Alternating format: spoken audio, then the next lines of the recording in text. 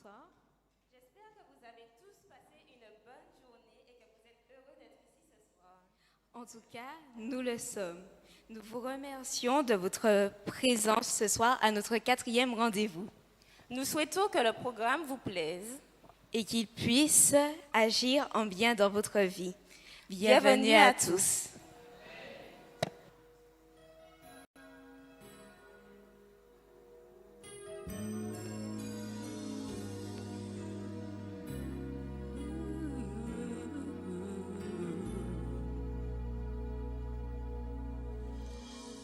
Quand j'étais enfant, j'ai senti la présence de Dieu, attiré par ce que je ne comprenais pas. Et pour la cause du Christ, j'ai voulu m'abandonner à lui. J'ai décidé de le suivre jour après jour.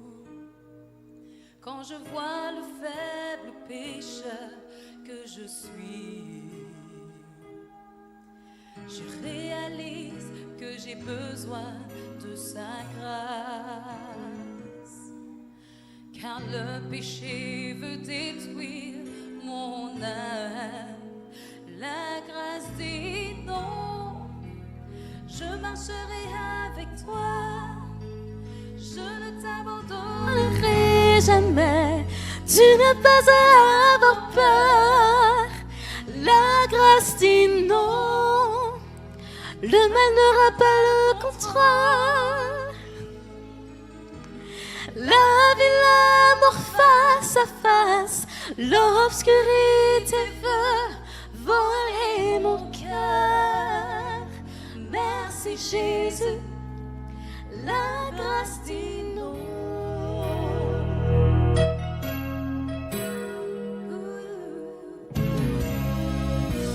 Dieu nous aime tant qu'il envoya son Fils sur la terre. De la croix, il fit un pont pour nous sauver.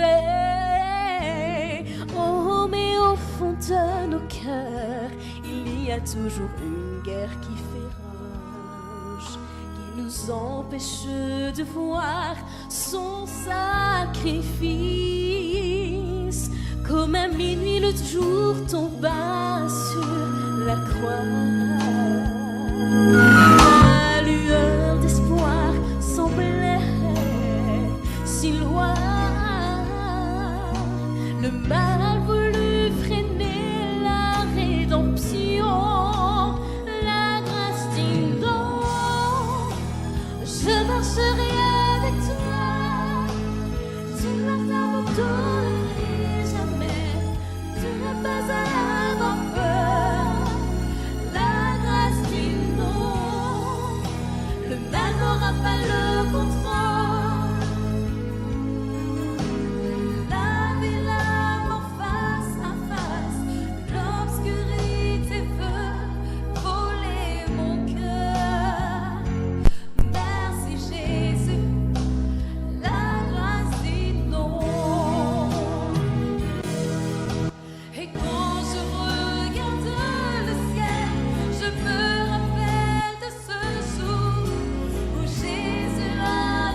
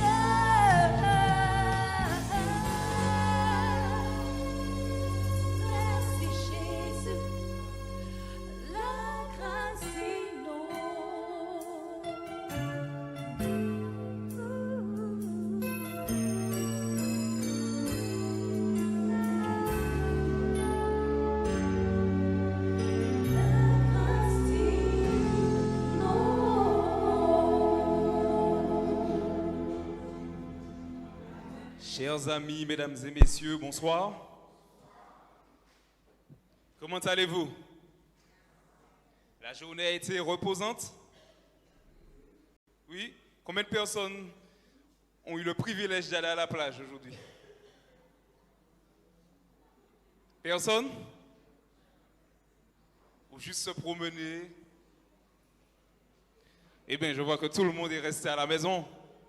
On était fatigués, c'est ça? Tu travaillais?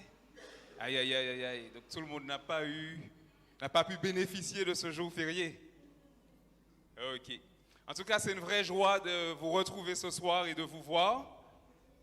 Et sans plus tarder, nous allons aborder notre thème. Et qui peut me rappeler quel est le titre de notre thématique de ce soir? Je ne vous entends pas. Vous êtes un peu timide ce soir. GPS, tout court? Il n'y a pas autre chose? Où est ton GPS? Où est ton GPS? Et vous verrez s'afficher, vous voyez ce qui s'affiche à l'écran? Il s'agit là d'un GPS. Et en général, dans quel contexte nous utilisons cet outil?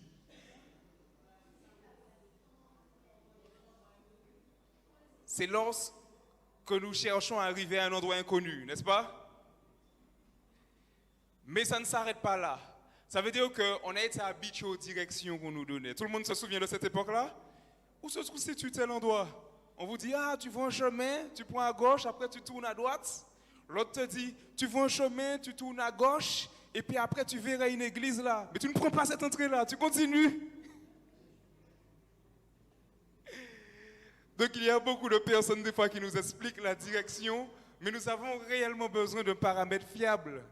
Nous avons besoin d'un GPS pour nous guider au bon endroit, pour nous guider dans la bonne direction et pour être sûr de ne pas se tromper.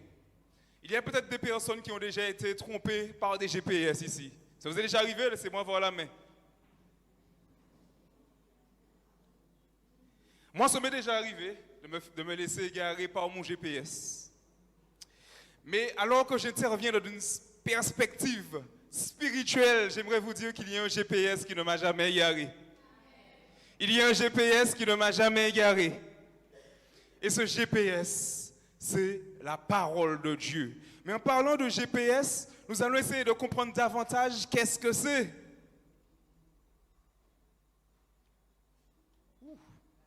Le pointeur commence à... Ça va se régler dans un moment, pendant que mes bien-aimés prient pour moi. Ah là là.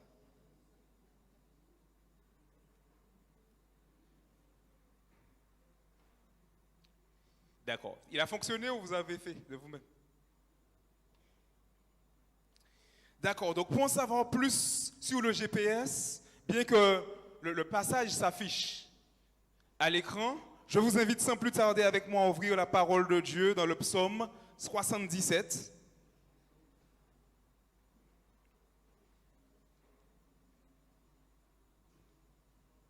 Psaume 77.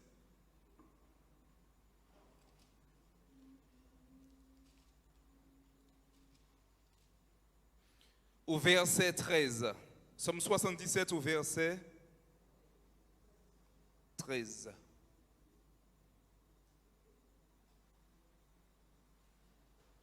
Verset 14, excusez-moi. Verset 14.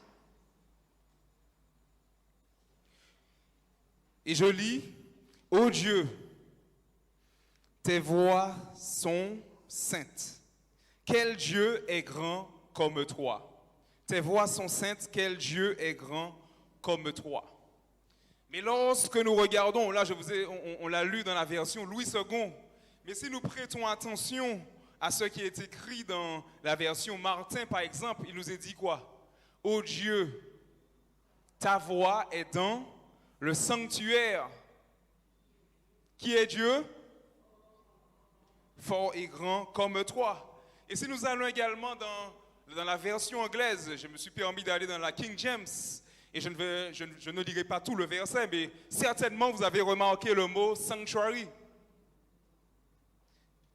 Et cela signifie également sanctuaire. Donc nous voyons que, voilà, le GPS de Dieu, c'est ça, c'est le sanctuaire. Les voies de Dieu sont dans le sanctuaire.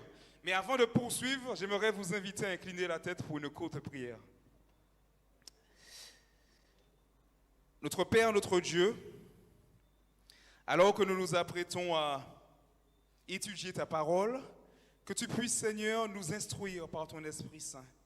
Que ton Esprit de vérité puisse nous guider, Seigneur, dans le droit chemin. Guide-nous et que je ne sois point vu, mais que ta parole seule soit vue. Ce sont là les grâces que nous te demandons en Jésus-Christ. Amen. La voix de Dieu se trouve où, j'ai dit?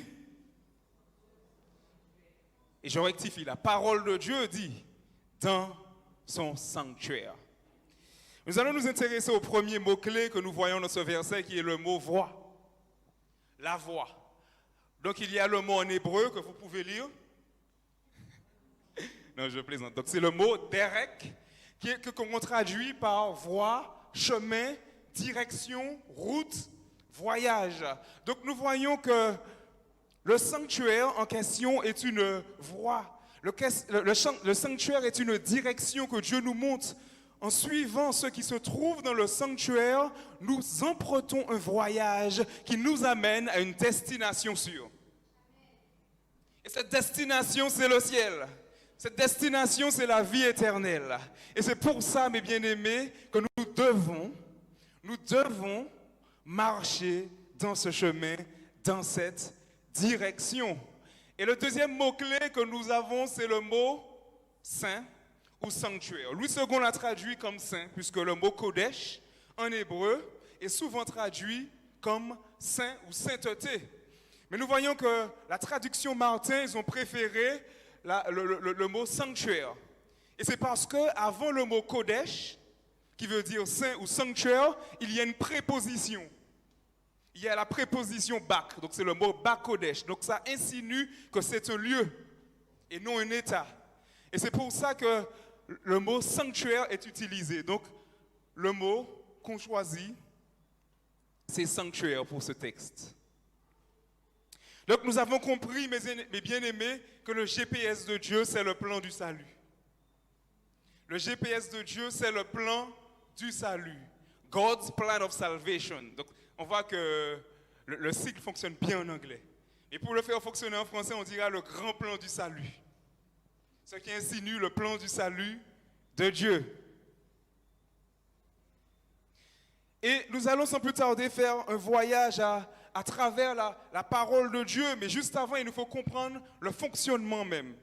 Qu'est-ce qui amène cette déclaration que nous voyons s'afficher à l'écran? Donc, nous voyons que le peuple d'Israël, par l'intermédiaire de Moïse, a reçu une parole venant de Dieu. Donc Moïse a été au mont Sinaï pendant combien de temps? 40 jours et 40 nuits. Et il était enveloppé par la nuée de Dieu même. Et là, Dieu parla à Moïse. Et souvent, lorsque nous lisons le livre d'Exode, nous voyons que Dieu s'adressait à Moïse comme un homme parle à son ami. En d'autres termes, de la même manière que je m'exprime à vous là, Dieu parlait comme ça à Moïse. C'était vraiment audible. Il était tout simplement en présence de Dieu. Et alors que Dieu lui avait déjà donné les 10 commandements, Dieu a voulu être plus clair. Dieu a voulu présenter à son peuple un outil pédagogique pouvant favoriser une meilleure compréhension. Et c'est alors que Dieu dit dans Exode 25, verset 8, et nous pouvons lire ensemble. Ils me feront un sanctuaire et j'habiterai au milieu d'eux. Savez-vous que Dieu a toujours voulu demeurer avec son peuple? Tout le monde est au courant de cela? Dieu a toujours voulu demeurer avec son peuple. Et je ne dis pas ça lorsqu'il a créé cette créature merveilleuse, je dis ça même après le péché. Donc quand Dieu a dit je mettrai inimitié entre le serpent et la femme, entre sa postérité et la postérité de la femme, il est en train de dire qu'il désire avoir une amitié avec ses enfants. C'est ce qu'il dit. il est en train de dire qu'il veut retirer cette séparation qui a été causée par le péché. Tout le monde est avec moi jusqu'ici? Donc, il a été à la rencontre de l'homme. Il y a un symbole qui est fort. Alors que l'homme avait cette honte, qu'est-ce qui s'est passé? Alors que l'homme avait fait des habits en feuilles de figuier par ses propres moyens, qu'est-ce qui s'est passé? Dieu a tué un animal pour couvrir la nudité de l'homme. Et là, nous voyons là une expression d'amour. Je viens et je cache ta honte. Je viens et je sacrifie un innocent pour que tu n'aies plus honte. Amen. Et gloire à Dieu pour ce qu'il a fait pour nous. Et lorsque nous continuons, nous voyons que les Israélites, par rapport à cette recommandation de Dieu, qui a demandé de construire un sanctuaire, et Dieu a donné les dimensions exactes du sanctuaire. Il a donné les explications concrètes concernant le rituel. Et il est important pour nous de savoir que les Israélites dressaient leur camp dans le désert autour du sanctuaire. C'est-à-dire autour d'une grande tente entourée d'un enclos.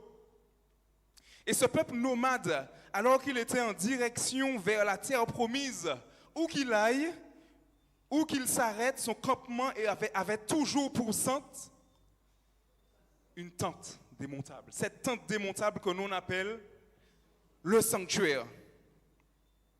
Et nous voyons même que ce peuple en question avait été libéré d'Égypte. Il avait également reçu les 10 paroles du mont Sinaï, comme je vous ai dit, mais il avait besoin, et je le répète, d'un outil pédagogique pour mieux comprendre ce que Dieu avait fait pour lui. Ce que Dieu avait fait pour lui. Tout le monde est avec moi?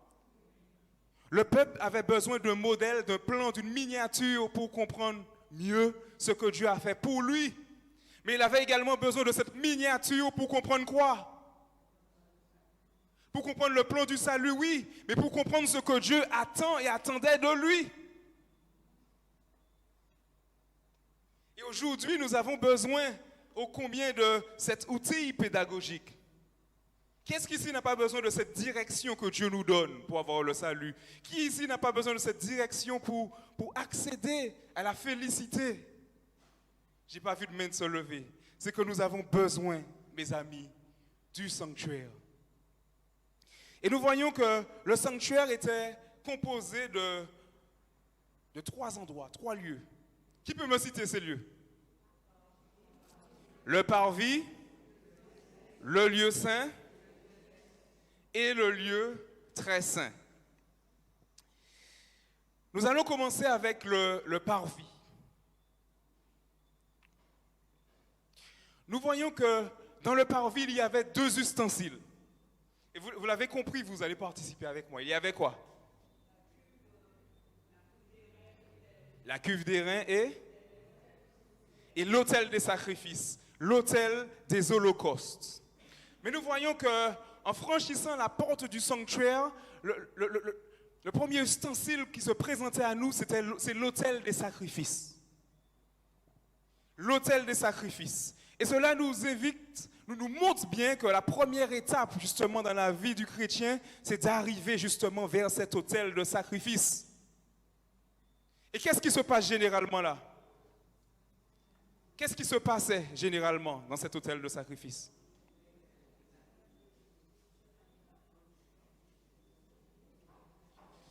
À cause du péché, nous savons que le salaire du péché, c'est quoi?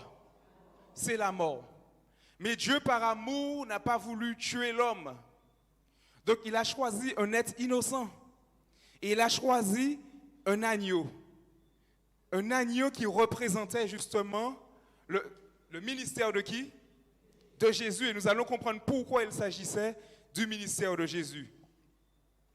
Et qu'est-ce qui se passait justement avec l'agneau? La notion importante, on n'a pas le temps d'entrer dans tous les détails, mais ce qu'il faut comprendre avec justement cet agneau, c'est que cet agneau représentait même le transfert qu'il aurait eu. Le transfert qu'il y a de la culpabilité de l'être humain pécheur. Tout le monde est avec moi jusqu'ici?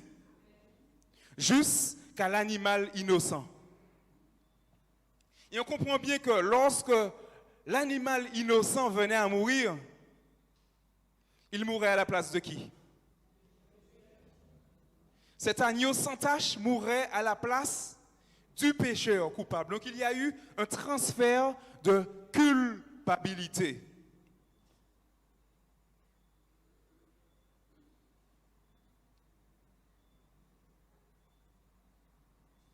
Il y a une application que je trouve très intéressante pour comprendre qu'il s'agissait de Jésus, qu'il s'agit de Jésus.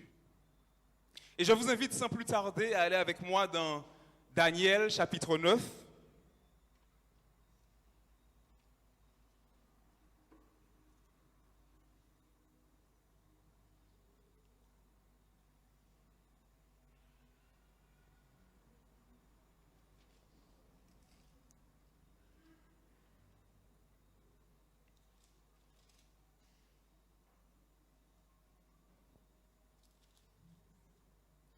Versets 17 à 20. Daniel, chapitre 9, versets 17 à 20. Mais juste avant de lire ces passages, j'aimerais vous rappeler un peu le contexte de l'histoire. Nous sommes dans une situation où le peuple d'Israël a été déporté. Le peuple d'Israël, à cause de son idolâtrie, a été déporté en Égypte. Comment? Pas en Égypte, en Babylone, excusez-moi. La tribu de Juda particulièrement. Donc alors qu'ils sont en Babylone, ils n'ont plus le sanctuaire, ils n'ont plus le temple de Jérusalem qui a été détruit. Et nous voyons que Daniel qui était en attente d'un retour en Israël, Daniel qui désirait ardemment retrouver tout ce symbole biblique riche, il s'est mis à prier et à supplier Dieu. Parce qu'il voyait l'importance du sanctuaire. Et il était dans une certaine intercession, et nous allons lire. Donc nous voyons qu'il est écrit au verset 17, « Maintenant donc, ô notre Dieu, écoute la prière et les supplications de ton serviteur, et par l'amour du Seigneur, fais briller ta face sur ton sanctuaire dévasté. Mon Dieu, prête l'oreille et écoute. Ouvre les yeux et regarde nos ruines. Regarde la ville sur laquelle ton nom est invoqué, car ce n'est pas à cause de notre justice que nous te présentons nos supplications, c'est à cause de tes grandes compassions. Seigneur, écoute, verset 19, Seigneur, pardonne, sois attentif, agis et ne tarde pas, par amour pour toi, ô mon Dieu, car ton nom est invoqué sur ta ville et sur ton peuple. Et au verset 20, il nous est dit, je parlais encore, je priais, je confessais mon péché et le péché de mon peuple d'Israël. Et je présentais mes supplications à l'Éternel, mon Dieu, en faveur de la sainte montagne de mon Dieu. Et au verset 21, nous voyons qu'il y a une apparition. Nous voyons qu'il est dit qu'un homme, Gabriel, un ange, qui apparaît dans sa vision. Et l'ange, justement, va instruire Daniel. C'est affiché petit. Donc nous voyons que l'ange va instruire Daniel au verset 21. Et nous allons au verset 24 pour voir le contenu de ce que l'ange Gabriel lui a dit. L'ange Gabriel lui a dit, 70 semaines ont été fixées sur ton peuple et sur ta ville sainte pour faire cesser les transgressions et pour mettre fin au péché, pour expier l'iniquité et amener la justice éternelle, pour sceller la vision et le prophète, et pour roindre le Saint des Saints. Donc, est-ce que vous comprenez le contenu même de cette promesse? Il nous est parlé d'une période de 70 semaines pour mettre fin à la transgression, pour mettre fin au péché. Ça veut dire qu'un personnage allait venir.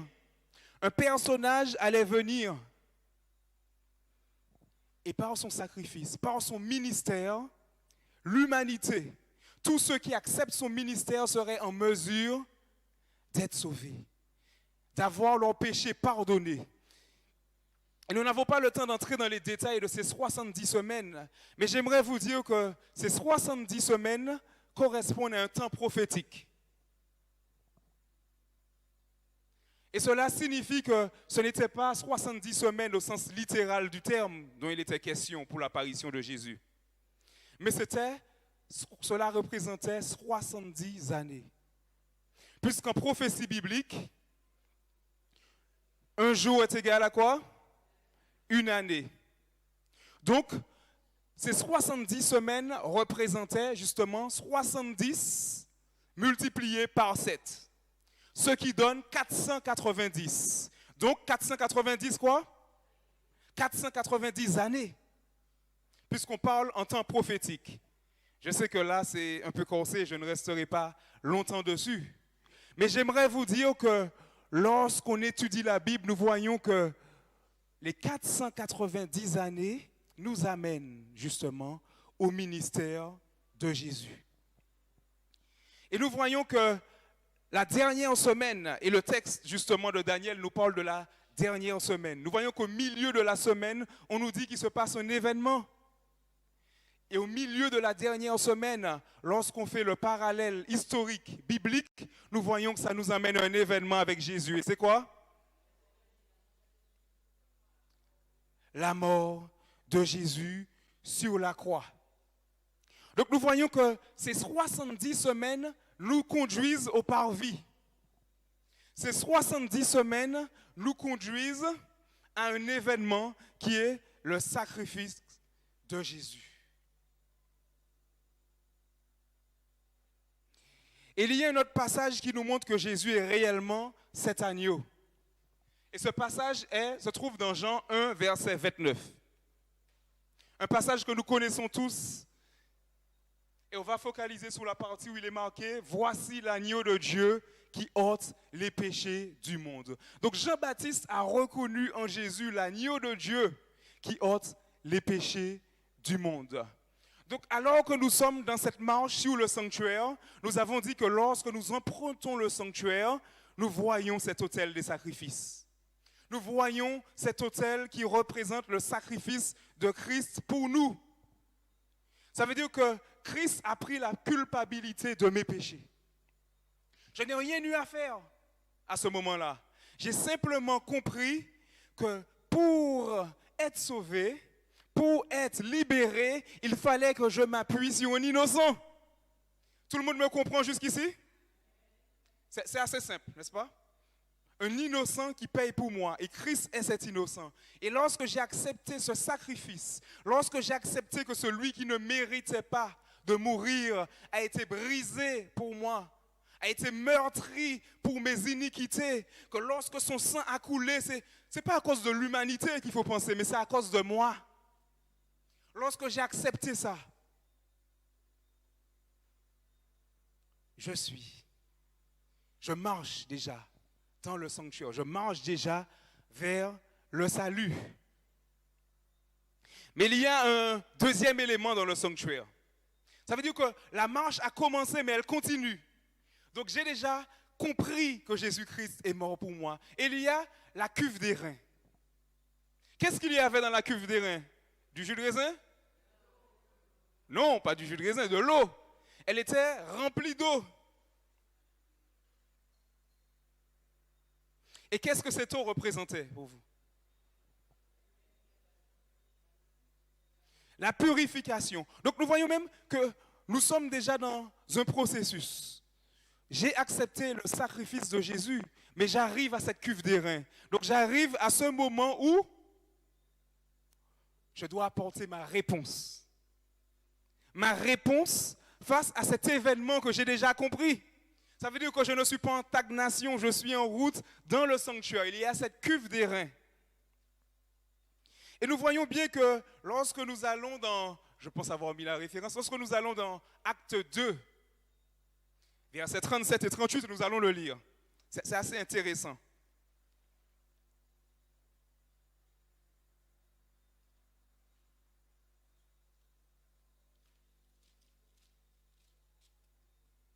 Acte 2, versets 37 et 38.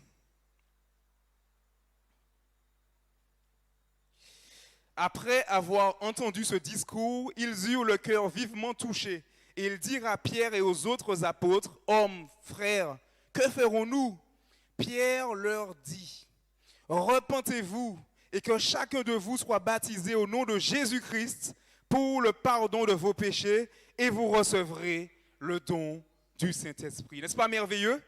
Donc nous voyons que l'apôtre Pierre, il a prêché le sacrifice de Jésus. Il a expliqué au peuple juif, il a expliqué à son auditoire que c'est à cause de leur faute que Jésus est mort pour leurs péchés.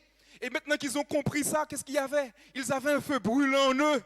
Et parce qu'ils avaient ce feu brûlant en eux, ils ont demandé, mais que devons-nous faire? Que devons-nous faire? Maintenant qu'on a compris cela, maintenant qu'on a compris le rôle, ce que représente l'autel des sacrifices, maintenant qu'on a compris que Jésus-Christ est l'agneau immolé, que devons-nous faire maintenant? Et c'est intéressant ce que l'apôtre Pierre répond.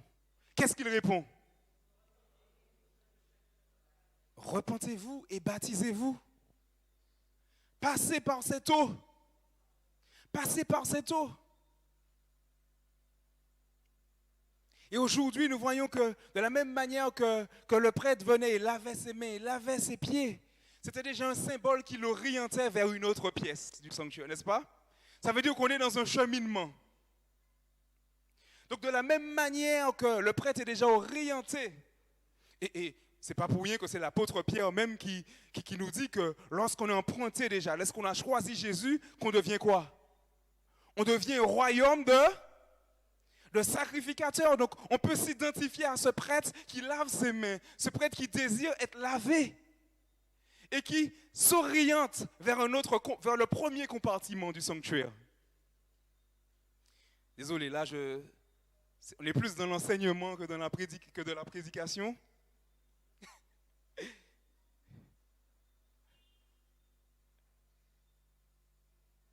Et nous arrivons dans le premier compartiment.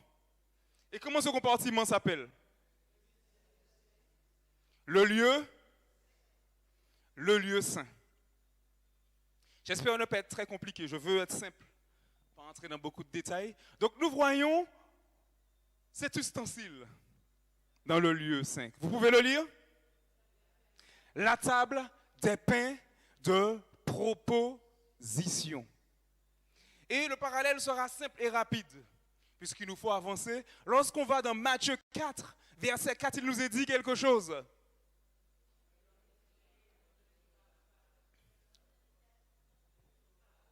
L'homme ne vivra pas de pain seulement, mais de toute parole qui sort d'où? De toute parole qui sort de la bouche de Dieu. Donc c'est intéressant de voir, lorsqu'on était dans le parvis, on s'est rendu compte que on n'avait pas grand-chose à faire sinon que d'accepter et d'avancer. On voit que Christ a déjà tout fait pour nous. On voit que l'action vient du Christ. On a simplement besoin d'une réponse. On a compris, on a accepté par la cuve des reins. Mais lorsqu'on arrive dans le lieu saint, on franchit une autre étape du cheminement. Et à ce moment-là, je comprends quelque chose. Je comprends que cette belle fleur que j'ai trouvée, cette belle fleur que Christ me donne, il faut la cultiver. Il faut la nourrir, il faut l'arroser. Et comment je fais? Parce que si je ne nourris pas cette plante, elle vient à mourir. Et si elle meurt, c'est qui est-ce qui meurt? C'est celui qui a reçu ce don, c'est-à-dire moi-même. Est-ce clair suffisamment?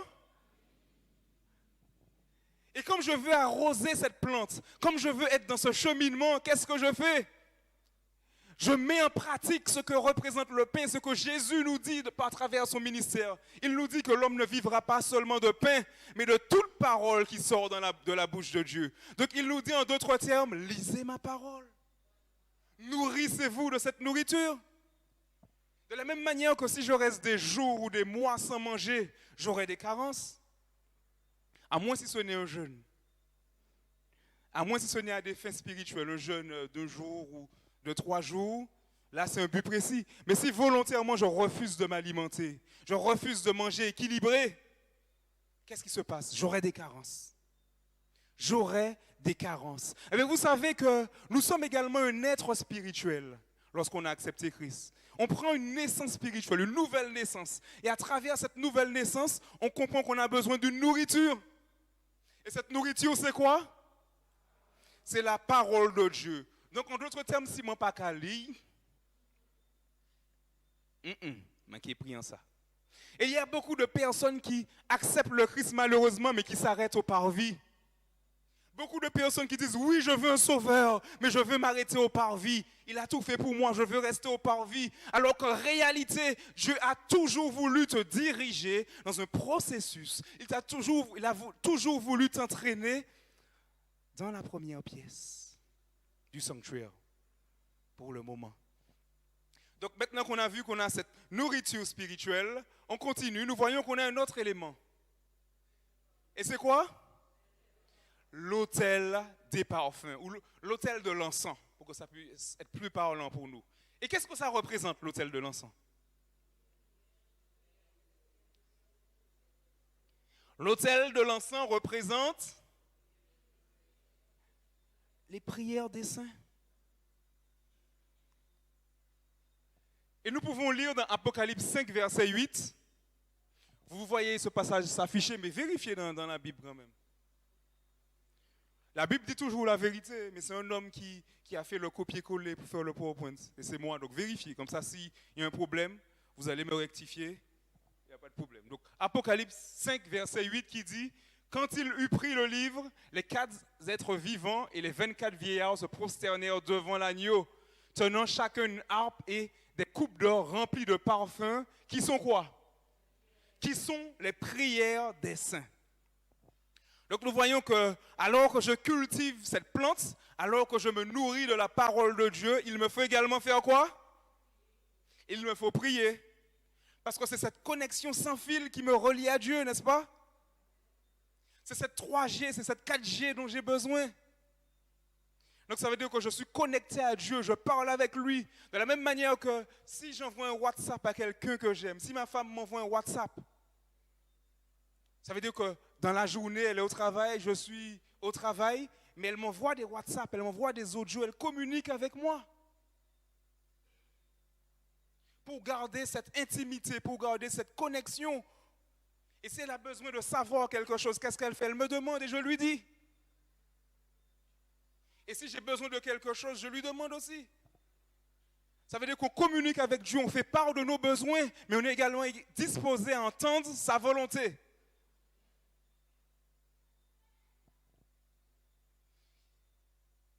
Et nous allons passer à un autre ustensile, qui est le chandelier. Donc vous avez vu, on est toujours dans ce processus, on marche. On a ce GPS, on a ce God's plan of salvation, le plan du salut de Dieu, le grand plan du salut. Et le grand plan du salut, c'est le sanctuaire, nous avons lu. Les voies de l'Éternel sont dans le sanctuaire. Donc on arrive au chandelier. Et nous allons dans Matthieu 5, verset 14. Et il nous est dit quoi? Vous êtes la lumière du monde. Une ville située sur une montagne ne peut être cachée. Et on n'allume pas une lampe pour la mettre sur le boisseau. Mais on la met sur le chandelier et elle éclaire tous ceux qui sont dans la maison. Donc on est toujours dans ce processus et on comprend qu'au bout d'un moment, nous devons être en mesure d'être une lumière autour de nous. Ça veut dire qu'on est dans le processus de la sanctification. Alors que dans le parvis, on était dans la justification, ça veut dire qu'il y a eu un événement. Et grâce à cet événement unique, je suis sauvé. Là, je marche dans la sanctification. Donc, la justification, c'est ce que Christ fait pour moi. La sanctification, c'est ce que Christ fait avec moi. C'est compris jusque-là? Et là, il nous demande d'être une lumière. Ça veut dire de briller dans le monde. Et lui-même, il dit qu'il est la lumière. Donc, ça veut dire que je dois le refléter. Et c'est pour ça que l'apôtre Paul dit à un moment donné, ce n'est plus moi qui vis, mais c'est Christ qui vit en moi. Donc, le chrétien, il arrive justement à ce degré. Je ne suis pas en train de vous dire que ça arrive instantanément, mais on doit toujours être dans ce processus. Il n'y a pas de grâce à bon marché, mes amis. Il n'y a pas de facilité. J'accepte Christ et puis, je suis sauvé, je suis libre et je fais ce que je veux parce que Christ a tout payé. Il n'y a pas de ça. Le chandelier doit briller. Je dois avoir le caractère de Jésus. Mais ce qu'il est important de comprendre, c'est que pour que le chandelier brille, il faut quelque chose pour allumer les lampes. Il faut de l'huile. Il faut de l'huile. Et qu'est-ce que l'huile représente? L'huile représente le Saint-Esprit. Et ce n'est pas pour rien que Jésus nous dit que si méchants comme vous êtes, il disait à ses disciples, si méchants comme vous êtes, vous savez donner de bonnes choses à vos enfants. À plus forte raison, le Père vous donnera le Saint-Esprit à qui le demande. Et nous avons besoin de cette huile pour nos lampes, pour éclairer. Et c'est pour ça qu'il nous dit qu'il nous a envoyé un autre consolateur lorsqu'il s'est en allé au ciel. Il nous a envoyé un autre consolateur qui est le Saint-Esprit. Et maintenant que nous avons vu qu'on était dans un cheminement avec le Christ dans le lieu saint et qu'on était dans un parcours avec lui, il y a également un autre lieu. Le lieu très saint. Beaucoup de personnes ont peur de ce lieu. Même les Juifs, ils avaient peur de ce lieu. Ils le voyaient comme un lieu de jugement. Ce lieu est impressionnant, n'est-ce pas?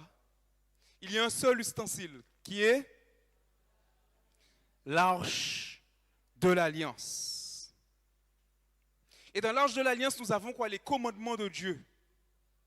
Et nous voyons que c'est dans le service du sanctuaire même, c'est seulement combien de fois par année qu'on entrait dans ce lieu? Une fois par année. C'était dans quel but? C'était pour purifier quoi? Le sanctuaire. Pour que le sanctuaire soit purifié, pour que nos péchés sortent du sanctuaire, pour que le sanctuaire soit pur. Et je n'irai pas dans trop de détails compliqués avec vous, mais j'aimerais vous dire que nous sommes quoi? Le temple du Saint-Esprit. Et nous irons en détail dessus demain, mais j'aime vous rappeler que nous sommes le temple du Saint-Esprit. Donc il est vrai que dans le symbole, Dieu voulait purifier le sanctuaire, mais quel est le sanctuaire qu'il désire purifier aujourd'hui? C'est nous. C'est nous. Donc là, nous sommes déjà dans un processus même de perfection. Justification par vie, sanctification et perfection. Glorification. Glorification, lieu très saint. Et nous voyons que lorsque Dieu reviendra, il reviendra chercher des gens qui auront atteint cette étape. La glorification. Et ceux qui sont morts aujourd'hui en Christ, c'est au moment de leur résurrection qu'ils seront glorifiés. Qu'ils recevront la gloire de Dieu, cette Shekinah sur leur visage, ils seront glorifiés. Mais pour ceux qui resteront jusqu'aux derniers instants, il faudra bien tenir devant Dieu. Ça veut dire que Dieu nous invite, mes bien-aimés, à atteindre cet idéal. Dieu nous appelle à cet idéal. Lorsqu'on marche avec Dieu, mes bien-aimés, on n'est plus dans le hibon comme ça. Si des sportifs comme Cristiano Ronaldo ne sont pas dans le hibon comme ça, il a sa direction, il a sa route, il sait que pour arriver à là, il doit faire ça, il doit faire ça, il doit suivre certaines consignes. Et bien dans la vie du chrétien également, nous sommes dans une course également chrétienne. Et l'apôtre Paul l'appelle même un marathon, un cheminement avec Dieu. Et il dit qu'il marche avec Dieu pour poursuivre un prix. Et nous avons compris aujourd'hui que pour poursuivre ce prix, il nous faut quoi? Il nous faut un GPS. Et ce GPS se trouve dans le plan du salut. Tout le monde a compris jusqu'ici? Et aujourd'hui, mes bien-aimés, Dieu nous invite à marcher dans ses voies. Et alors que l'équipe de louange se prépare, alors que le piano se prépare à être joué, j'aimerais vous rappeler, mes bien-aimés, que Dieu nous a fait ce don qui est Jésus-Christ. Et nous voyons que Jésus-Christ est représenté à travers tout le sanctuaire. Mais nous savons qu'il nous appelle à être comme lui. Il nous appelle à marcher dans ses voies. Jour après jour, il parle à notre conscience. Jour après jour, il nous dit, je veux aller plus loin, ne reste pas au parvis. Tu as compris le sacrifice, mais avance, va à la cuve des reins. accepte. Accepte-moi. Et de la même manière que les hommes ont demandé à l'apôtre Pierre, que devons-nous faire? Certains d'entre nous ici, nous devons nous poser cette question. Maintenant que j'ai compris le sacrifice de Jésus-Christ, qu'est-ce que je dois faire? Et alors que tu te poses cette question, mon bien-aimé, Jésus-Christ te répond. Comme il a répondu à travers l'apôtre Pierre. Il te dit, donne-moi ton cœur, reprends-toi, repens-toi et donne-moi ta vie. Avance avec moi. Avance avec moi parce que je veux te rendre heureux. Là où tous ont échoué, là où un homme a échoué, là où une femme a échoué, là où un travail n'a pas été suffisant, là où ton salaire n'a pas été suffisant à te satisfaire, moi, je peux te rendre heureux. Moi, je veux te rendre heureux. Et j'aime à le dire et j'aime à le répéter, il n'y a pas une plus belle décision dans la vie que d'accepter Jésus-Christ. Le jour où je me suis marié, ça fera bientôt 1 an, c'était un jour magnifique. C'était merveilleux. Magnifique et je ne l'oublierai jamais. Mais le plus bel événement de la vie reste cet engagement. Ça reste ce 28 avril 2002 où j'ai accepté de plonger dans les eaux du baptême et de dire, Seigneur, je veux aller plus loin avec toi. Ça reste le plus beau jour.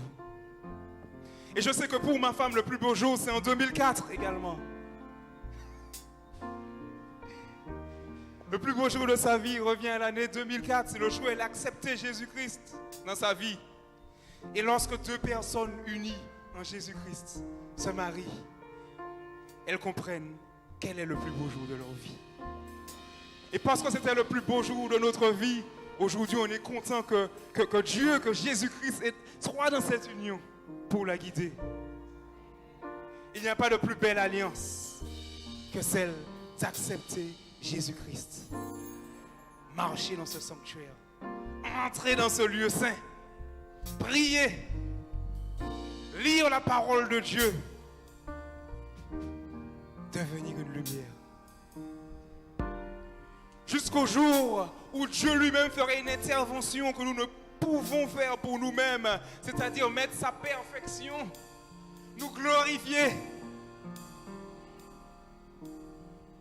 Ce jour arrivera pour tous ceux qui s'engagent pour le Christ. Il y a une douce harmonie dans le sanctuaire, les amis. Fermez les yeux, vous pouvez l'entendre. Il y a une douce harmonie dans le sanctuaire. Il y a cette voix qui t'appelle, mon ami. Il y a cette voix qui t'appelle, madame, monsieur, qui que tu sois, internaute.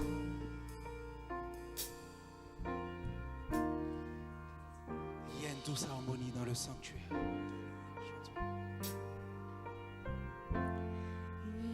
Il y a une douce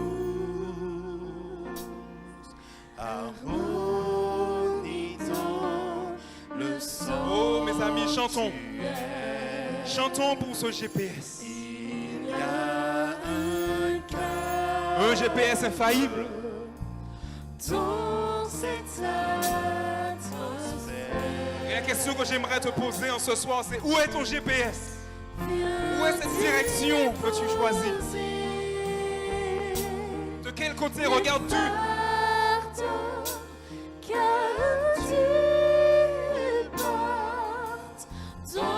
Il y a une autre direction. Il y a seulement 2 chemins, je vous l'ai dit. Il y a ce GPS qui est le sanctuaire. Il y a la direction que l'ennemi nous propose. Dieu te dit, j'ai mis devant toi 2 routes. Mais choisis ce plan du salut. Choisis d'entrer dans ce plan du salut que je te donne. Oh, il y a un calme dans cette atmosphère. Il y a un calme, vous savez pourquoi? Parce qu'il y a la paix. La paix que Dieu nous donne. La paix, une paix que le monde ne pourra jamais nous offrir. Tu es peut-être venu chargé en ce soir. Tu es peut-être venu fatigué.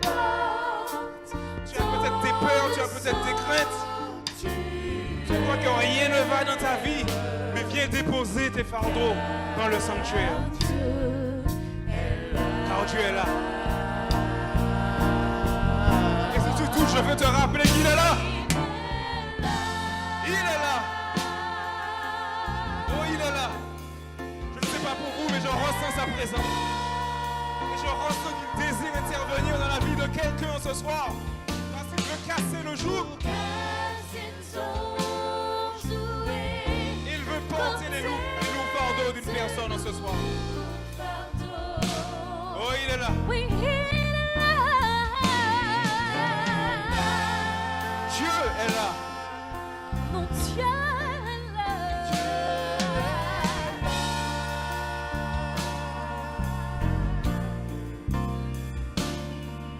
Pour nous donner l'espoir. C'est lui qui nous donne l'espoir. Le grand espoir que ce monde recherche tant. Oui, mon Seigneur. C'est Jésus-Christ. Oh, il est là. Si tu crois qu'il est là en ce lieu, si tu crois qu'il peut te transformer, si tu crois qu'il peut t'aider à avancer dans la vie, je t'invite à te lever.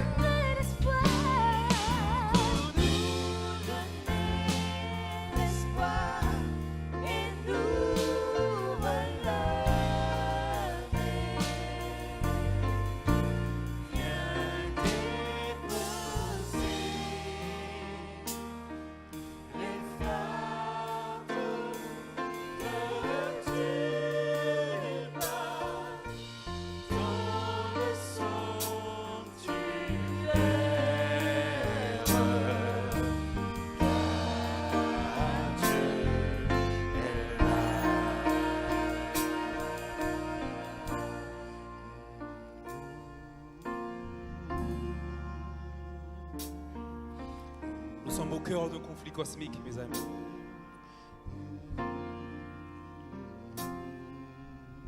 Et je sais qu'est-ce que ça fait de prendre décision pour Jésus. Tu as envie de l'accepter, tu as envie de venir à l'hôtel, mais il y a comme une lutte. Il y a un combat. Il y a un conflit interne.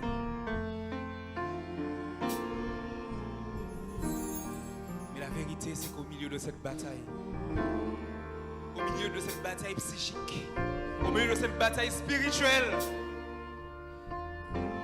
tu dois prendre position. Aujourd'hui, tu as encore le temps. Et je ne pourrais te garantir que ce sera le cas demain. Il peut se passer tellement de choses demain. Tu peux mourir. Jésus-Christ peut revenir. Beaucoup de choses peuvent se passer. Et c'est pour ça qu'il faut savourer l'instant présent. Les psychologues aiment dire ça, il faut savourer l'instant présent. Mais j'aimerais vous dire que le meilleur moyen de savourer l'instant présent, c'est de choisir celui qui me donne un avenir meilleur. Je ne vous demanderai pas de vous approcher. Je ne demanderai pas à la personne ou aux personnes qui sont en lutte ce soir de venir ici. Puisque ce soir, je me limiterai de comprendre que c'est plus une question de disposition que de position. Tu as peut-être choisi de rester à ton siège et je ne t'oblige pas à venir ici. Mais alors que tu es à ton siège, tu peux dire en ton cœur, Seigneur Jésus-Christ, je t'accepte. Alors que tu es à ton siège, tu peux dire, Seigneur, donne-moi le courage de démontrer publiquement que je veux te suivre. Donne-moi ce courage à t'accepter. Je ne veux pas que l'ennemi ait le dernier mot sur mon âme. Quand je comprends qu'il y a un enfer à éviter et qu'il y a un ciel à gagner, je veux faire partie de ces élus. Je veux faire partie de cette nouvelle Jérusalem que Jésus-Christ revient chercher.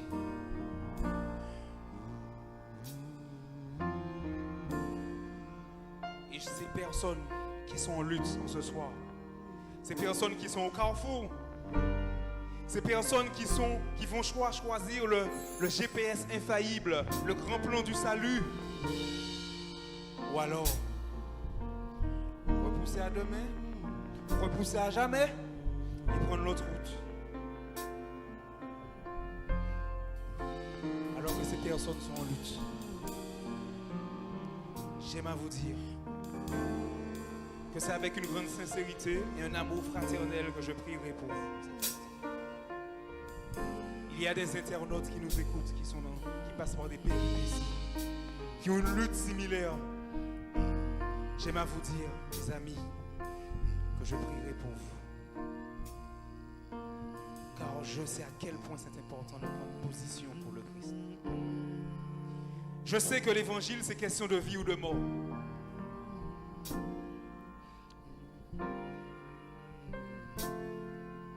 Et c'est pour ça que je prêche avec autant de vigueur. Et c'est pour ça que je prêche avec autant d'humilité également. C'est parce que je reconnais que je ne suis qu'un mendiant. Un mendiant qui a besoin de se nourrir de ce pain. Et qui a besoin de montrer à d'autres mendiants où se trouve le pain. C'est ça, prêcher l'évangile. C'est qu'on reconnaît qu'on a un besoin et on reconnaît qu'on veut marcher dans ce chemin. Nous allons prier.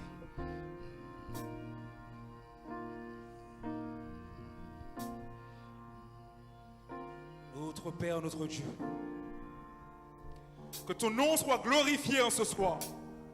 Que ton nom soit exalté en ce soir. Car dans ta maison, il y a la victoire. Ta maison est un lieu de combat.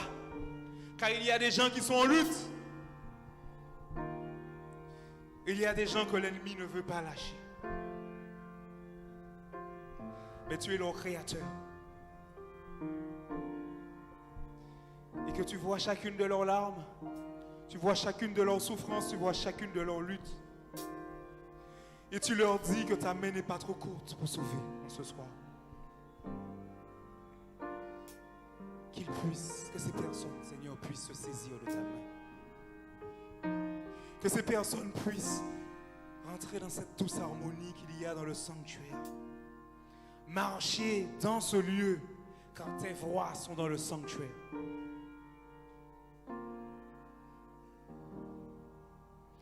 Alors qu'elles ont compris le sacrifice de Jésus-Christ. Alors qu'il y a cette voix, ces personnes il y a le Saint-Esprit qui inspire ces personnes à une décision et qu'elles entendent un certain questionnement, mais que ferai-je? Que ferai-je? Parlons-leur au cœur. Dis-leur, Seigneur. Si ces personnes ne peuvent m'écouter moi, mais à travers ton Saint-Esprit, dis-leur. Dis-leur. Accepte-moi. Engage-toi avec moi. Marie-toi avec moi.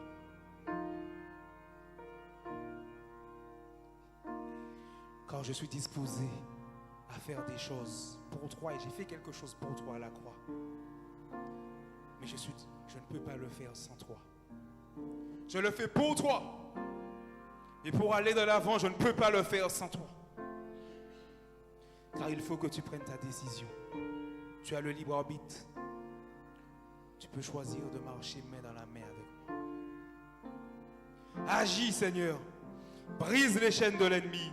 Interviens ce soir pour quelqu'un. Fais éclater ta gloire dans la vie de quelqu'un. Que cette personne ne dise pas demain, plus tard, ou je ne suis pas encore prête. Car c'est aujourd'hui, Seigneur, que tu nous appelles à te choisir. Aujourd'hui. Et je te remercie, Seigneur, de m'avoir utilisé en ce soir. Je te remercie, Seigneur, d'avoir parlé au cœur de ces personnes. Et que ton nom soit glorifié, que ton nom soit exalté. Et qu'un jour, Seigneur, ces personnes puissent chanter un cantique. Un cantique que seuls tes élus pourront entonner. Ce sont là les grâces que je te demande. Dans le doux et magnifique nom de Jésus-Christ. Et que le peuple de Dieu dise.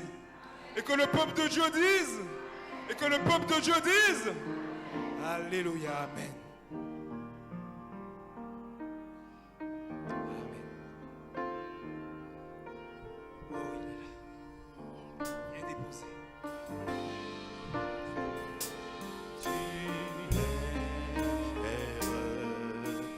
Car Dieu est là. Il est là. Oh, il est là.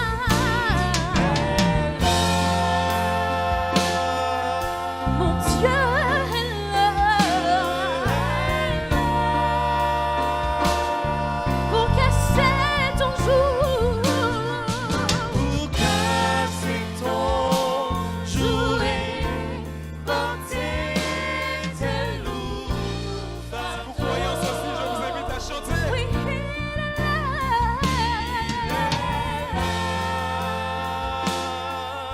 Mon Dieu est là. Pour nous donner l'espoir.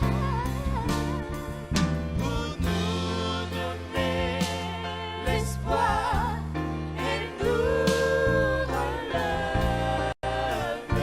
Viens déposer. Les fardeaux que tu portes dans le sanctuaire,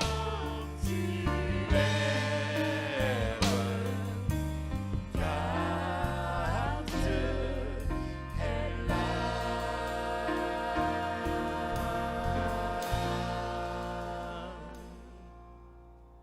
Amen, alléluia. Gloire à Dieu. Et bien aimé, j'aimerais vous rappeler qu'ici, il y a des personnes qui ont connu la même lutte que vous. Mais j'aimerais vous rappeler que ces personnes peuvent témoigner que chaque saint a un passé. Ces personnes peuvent témoigner que chaque saint a un passé. Et cela me montre aujourd'hui, et cela devrait montrer à chacun d'entre nous, que chaque pécheur a un futur. Chaque pécheur a un futur. Et s'il choisit de mettre son futur entre les mains de Jésus-Christ, de marcher dans les voies de Dieu, de marcher dans ce sanctuaire, il vivra dans un bonheur ineffable et pour l'éternité.